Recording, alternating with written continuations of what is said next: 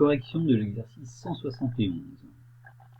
Page 171, page 66.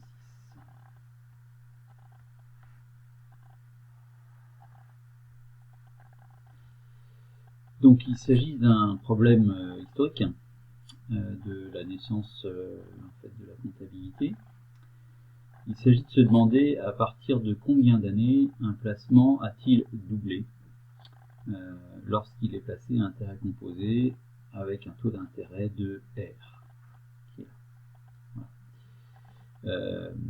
Et le mathématicien Luca Pacioli propose la formule suivante. Donc le nombre d'années nécessaires pour doubler un capital placé à intérêt composé avec un intérêt de R% se trouve se calcule en faisant 72 divisé par R.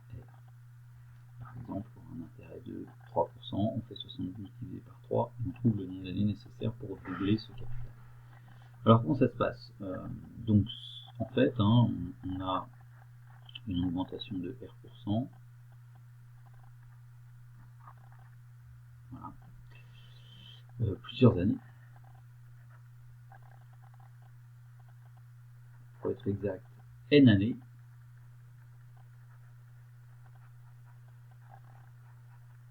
Voilà. Jusqu'à ce qu'au final, voilà, au bout de N années, le capital soit doublé. C'est-à-dire que on a ici C0, on a à la fin 2 fois C0. Voilà. Donc seulement le coefficient de multiplication ici, global, c'est multiplié par 2. Pour avoir le coefficient multiplicateur de chaque année, eh bien, comme on l'a déjà fait, qui va être égal à 1 plus R divisé par 100. Donc, finalement, le coefficient global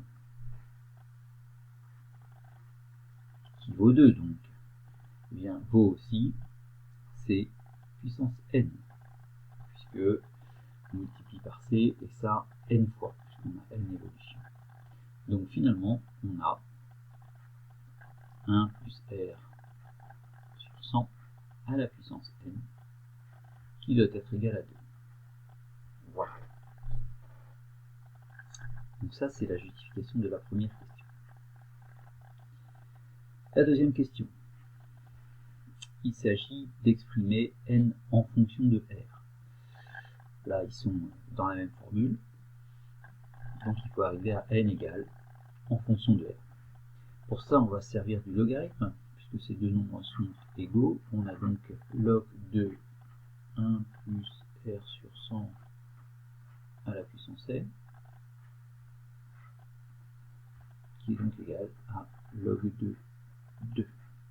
Voilà. Log de 1 plus R sur 100 à la puissance n, propriété des logarithmes, ça s'écrit aussi n fois log de 1 plus R sur 100, qui est donc égal à log de 2. Et enfin, pour avoir la valeur de n, eh bien, je n'ai plus qu'à diviser par log de 1 plus R sur 100. Je trouve donc log de 2 divisé par log de 1 plus R sur 100. Voilà. Donc cette formule permet de calculer n, c'est-à-dire le nombre d'années nécessaires pour qu'un capital double quand il est placé à un intérêt de R en pourcentage. Voilà.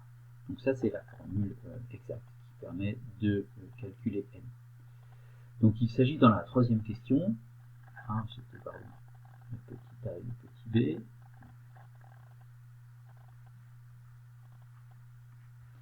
Il s'agit dans la question numéro 2, donc de comparer à l'aide d'un tableur les deux résultats, c'est-à-dire le résultat ici de Luca Pacioli et puis le résultat que nous avons trouvé là, que l'on sait exact. Voilà. Alors pour ça, on peut effectivement se servir d'un tableur, c'est ce que j'ai fait. J'ai programmé un certain nombre de taux d'intérêt, alors entier, 1, 2, 3, 4, 5, jusqu'à 15, 15 taux d'intérêt très fort. On est plutôt nous, autour de 1% là en ce moment. Et donc la formule de Pacioli qui dit que pour doubler le capital, il faut donc calculer 72 divisé par R. Donc si je fais ça pour R égale 1, il faut évidemment 72. Pour R égale 2, 72 divisé par 2, ça fait 36, etc. Donc j'ai ici le nombre d'années nécessaires pour doubler le capital.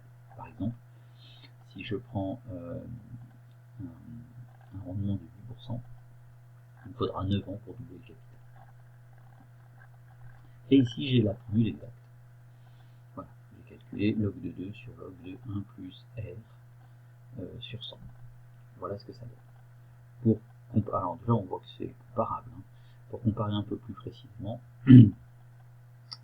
j'ai calculé les écarts. Alors, vous voyez que quand les taux sont tout petits, hein, eh bien l'écart est relativement grand. 2 années, enfin 2 années, un peu plus de 2 années par rapport à 72, c'est pas non plus énorme. Hein. Et puis très vite on tombe à des écarts qui sont inférieurs à 1, inférieurs à une année, donc c'est assez précis. Voilà.